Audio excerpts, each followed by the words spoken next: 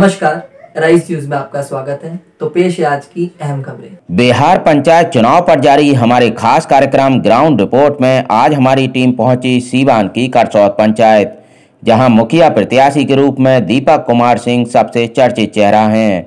दीपक कुमार सिंह उच्च शिक्षित होने के साथ ही इलाके में काफी समय से समाज सेवा का काम करते आ रहे हैं। करसौत पंचायत में क्या क्या समस्याएं हैं और दीपक कुमार सिंह का करसौत पंचायत के विकास को लेकर क्या एजेंडा है, इस पर करसौत पंचायत से एराइज न्यूज की ये खास कवरेज। नमस्कार, एक बार फिर से आपका बहुत बहुत स्वागत है पंचायत चुनाव के विशेष अभियान में। जैसे कि लगातार पंचायत चुनाव के प्रमुखता से खबरों को सकारात्मक और सार्थक तरीके से हर संभव हमारा प्रयास हो रहा है कि आम जनमानस के बीच पहुंचाया जाए, और इसी कड़ी में आज हम धरातल पर वास्तविकता से अवगत होने के लिए एक ऐसे उम्मीदवार से मुलाकात कर रहे हैं जो मुखिया पद पर जोरदार तैयारी कर रहे हैं, और चुनाव मैदान में आने से पूरे प्रखंड दरौंदा के ग्राम पंचायत राज करसौत में एक ऐसा माहौल बन रहा है कि जनता बड़ी आशा, उम्मीद और विश्वास के निगाह से देख रही है। सबसे पहले तो आपका स्वागत है हमारे न्यूज चैनल में। करसौत पंचायत से आप मुखिया उम्मीदवार हैं, शुरुआत आप अपने शुभ नाम से करें। मेरा शुभ नाम दीपक कुमार सिंह और पिंकू सिंह, करसौत पंचायत का मैं निवासी हूँ, वार्ड नंबर 4 का, और मैं इस पंचायत से मुखिया पद के लिए प्रत्याशी हूँ और ये चुनाव लड़ा। सवाल यह है कि करसौत पंचायत से मुखिया पद पर आपने जो नॉमिनेशन किया, इसके पीछे आपका मुख्य उद्देश्य क्या है? सबसे पहले करसौत पंचायत से जब मैंने नॉमिनेशन किया, जब नॉमिनेशन की बातें चल रही थी, तो हम लोगों के जहन में ये बात थी कि समाज के विभिन्न वर्ग के लोगों से ऐसी बातें सुनने को आ रही थी कि हमारे समाज में बहुत बिखराव है, बहुत सारी बातें हैं। तो मैंने जो ये नॉमिनेशन किया, जो प्रयास किया, वो ये था कि आज भी हमारा समाज वहीं पे है। मैंने समाज के हर वर्ग के लोगों से उनको निमंत्रण दिया, उनका स्नेह लिया, और तब मैंने इस नॉमिनेशन को प्रखंड में प्रस्तुत किया। जैसे कि मैं बतलाना चाहूँगा कि जिस दिन दरौंदा मुख्यालय प्रखंड में आपकी नॉमिनेशन के लिए यहाँ के तमाम समर्थक, शुभचिंतक और जनता जनार्दन प्रोत्साहन देते हुए वहां तक पहुंची, जबरदस्त एक जन सैलाब उमड़ के आया था। तो कहीं ना कहीं आपका आत्मविश्वास काफी बढ़ा हुआ है, मनोबल बढ़ा हुआ है। पंचायत क्षेत्र में जब जनता से मुलाकात हो रही है और धरातल पर जनता की जो ज्वलंत समस्याएं हैं उसको आप देख रहे हैं, तो आपको क्या फीलिंग हो रही है? देखिए, नॉमिनेशन के दिन जो लोगों का उत्साह मैंने देखा है, आपके चैनल के माध्यम से जो लोग दिख रहे थे, सब में इस बात की खुशी की एक लहर थी कि इस बार जो पंचायत का चुनाव हो रहा है वो वास्तविकता का चुनाव होने जा रहा है। ये विचारों की लड़ाई होने जा रही है, और मुझे ये पूरी उम्मीद है कि इस बार जनता विचारों पे वोट करेगी, सही प्रतिनिधि को सम्मान के साथ उसको जगह देगी, और आने वाले समय में करसौत के विकास के लिए एक नए युग की शुरुआत करेगी। अंतिम सवाल आपसे, चूंकि लोक आस्था का महान त्योहार छठ पूजा हर्षोल्लास के साथ मनाया जा रहा है, आप अपने पंचायत वासियों को हृदय से क्या आप उन्हें शुभकामना संदेश देंगे? सबसे पहले तो सारे छठ व्रत करने वाले और तमाम करसौत की जनता को मेरा हाथ जोड़ के प्रणाम है, और इस आस्था के महापर्व पे सबसे मेरी गुजारिश है कि इस पर्व को बहुत अच्छे से मनाया जाए, और छठी मैया की कृपा सब पर बनी रहे, इस पंचायत पे बनी रहे, और उन पे भी बनी रहे जिनको अगर कहीं थोड़ी सी भी आत्मविश्वास की कमी है, या जो विश्वास के सत्य के रास्ते पे नहीं चल रहे हैं, वो लोग कम से कम इस बार सत्य का साथ दें, और पंचायत के चुनाव में अपनी भागीदारी को मजबूती से रखते हुए समाज को एक नया विकास की तरफ ले जाएं। अपना चुनाव निशान बताएं। मेरा चुनाव चिन्ह इस पंचायत चुनाव में टेम्पू है, और टेम्पू छाप का ये चुनाव चिन्ह मिलते ही मुझे बहुत ही खुशी हुई।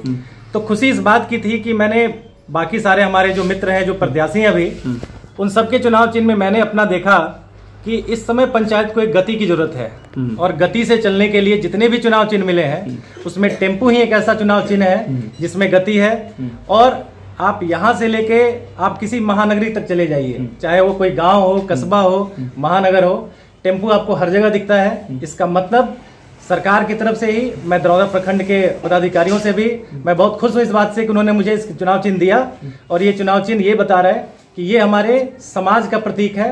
समाज का हर वर्ग टेम्पू पे यात्रा करता है, और इस बार अगर मैं चुनाव जीता हूं तो टेम्पू से ये पूरा गांव दरौंदा प्रखंड पहुंचेगा। बहुत बहुत धन्यवाद सर, स्वागत है आपका। आप क्या कुछ कहना चाहेंगे इस बार के चुनाव को लेकर? हम लोग इस चुनाव में भ्रष्टाचार और समाज को परिवर्तित करने के लिए, समाज को जागरूक करने के लिए ये मतदान करेंगे। किस तरह का भ्रष्टाचार है? चूंकि हम लोग धरातल पर देखे हैं कि योजनाओं में जनता समस्या बता रही है, आप भी कुछ समस्याओं में भ्रष्टाचार के बारे में बताइए।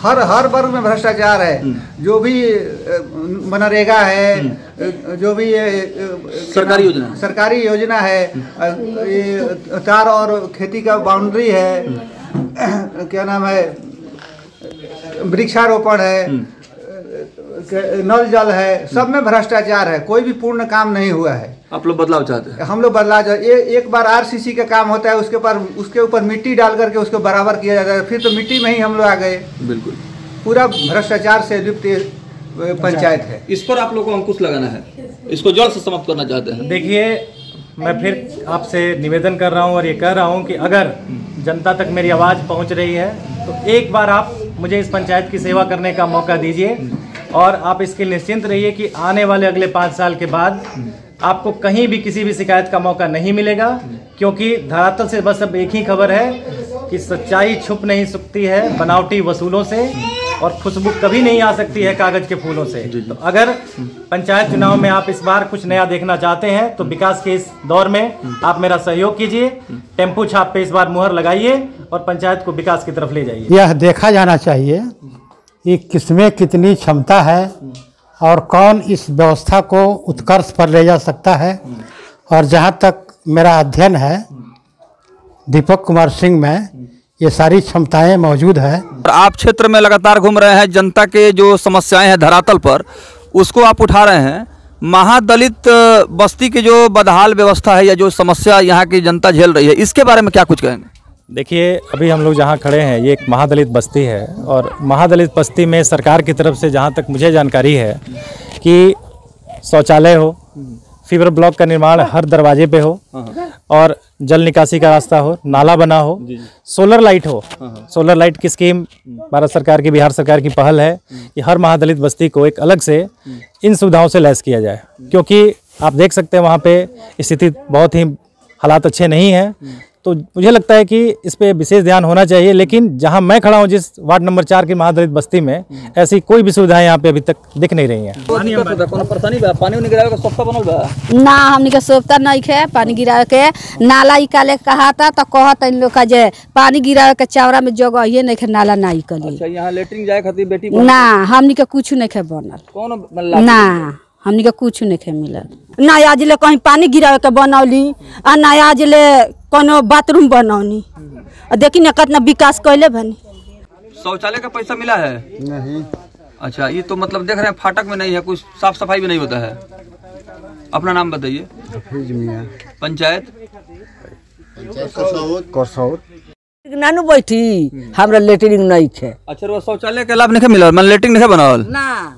हमारे खेत में सब कचरा जाता तो रोड फंस गई, तो पाइप लागत रहे, पाइप हम ना लगावे देन तो हमारा परिवार के मारे पड़ रहे लोग। देखिए, मैंने रउआ रोड में जमीन अपन देले बनी तो सफाई उफाई कचरा कुछ ना होले हैं। कचरा कहाँ सफाई बा? देखा तनी नु केंगा कचरा लगल बा जी, वहीं छोड़ दिया गइल बा। वहीं देख ली रोवा सामने लोग उनके देखे के लौकता। हाँ, अच्छा रउआ बताई कि यहाँ हमनी के खड़ा नहीं है, वहाँ रोड टूट गइल बा, कचरा लगल बा चारों तरफ, मतलब गंदगी का अंबार बा। हाँ जी।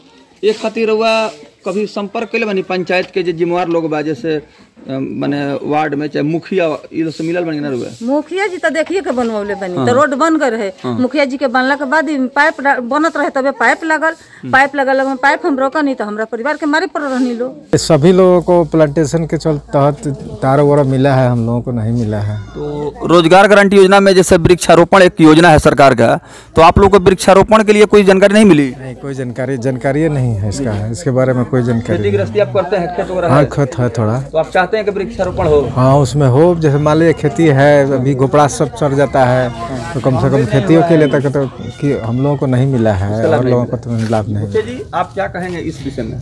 इस संदर्भ में देखिए, मैं तो बहुत कुछ नहीं कहूँगा, लेकिन ये एक बहुत ही गंभीर समस्या है कि जब मनरेगा के तहत प्लांटेशन की स्कीम आती है तो इस गांव में बहुत सारे लोग कृषक हैं और कृषि के क्षेत्र में मेहनत करते हैं। लेकिन अब आप देख सकते हैं कि आज के समय में कृषि में कहीं ना कहीं सुविधाओं का अभाव है, तो बहुत लोग चाहते हैं कि अगर हमारे पास वृक्षारोपण हो जाए और तार और एंगल से उसको घेराव मिल जाए तो कम से कम वो ज़मीन जो है उनकी सुरक्षित है और एक अच्छा कदम होगा।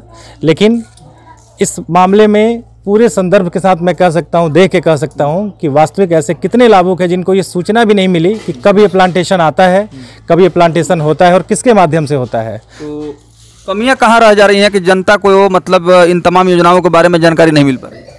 इसका सबसे जो मुख्य कारण है वो ये है कि ये सब चीज़ें जनता तक या तो आम सभा के द्वारा पहुंचाई जाए या विकास मित्र के द्वारा पहुंचाई जाए या जनप्रतिनिधि हर वार्ड के साथ मीटिंग करके इस बात को रखें कि इस वार्ड में या इस पंचायत से ये स्कीम आया हुआ है। वार्ड की भी जिम्मेवारी हो सकती है कि वो जाके घर घर जाके इस सूचना का सबको ये सूचना दें और इस पे पहल करें। लेकिन ऐसा मतलब जागरूक किया जाए। जी, जनता को जागरूक किया जाए तब जाके ऐसी सुविधाओं का आप लाभ ले पाएंगे। अच्छा, अब तो आप भी मुखिया प्रत्याशी हैं और जनता की अदालत में हैं, जोरदार तैयारी भी आपका चल रहा है। अगर जनता आपको मुखिया के पद पर सुशोभित करती है तो क्या इन तमाम समस्याओं को दूर करने में आप सफल हो पाएंगे? बिल्कुल, मैं इस बात को आपके चैनल के माध्यम से कहना चाहूँगा। यहाँ पंचायत के लोगों से मैं हाथ जोड़ के ये कहना चाहूँगा कि अगर मुझे इस जनता का सेवा करने का एक मौका मिलता है तो वार्ड में या पंचायत में आई हुई जो भी राशि है उसका वितरण पहले तो उस वार्ड के या वहाँ के जितने भी लोग हैं उनके साथ बैठ के काम सभा रख के उस राशि को प्रस्तावित किया जाएगा, उस राशि को सही जगह पे खर्च किया जाएगा। तभी जाके करसौद पंचायत की एक एक राशि का हक उस लाभुक को मिल पाएगा और इस तरह की समस्या आगे नहीं आएंगी।